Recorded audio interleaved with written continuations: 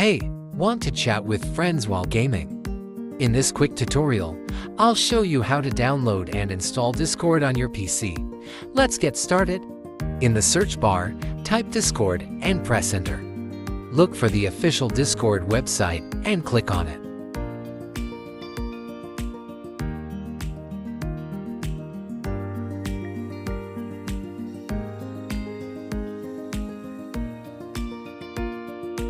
On the Discord website, click on the Download for Windows button. If you're using a Mac, select Download for Mac.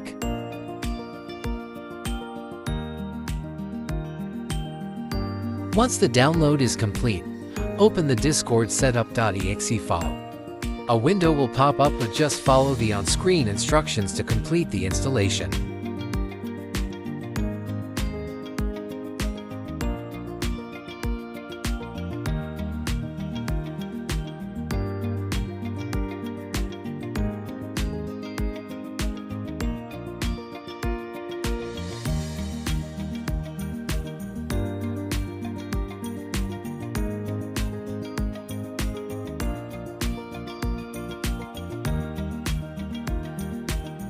After installation, Discord will open automatically.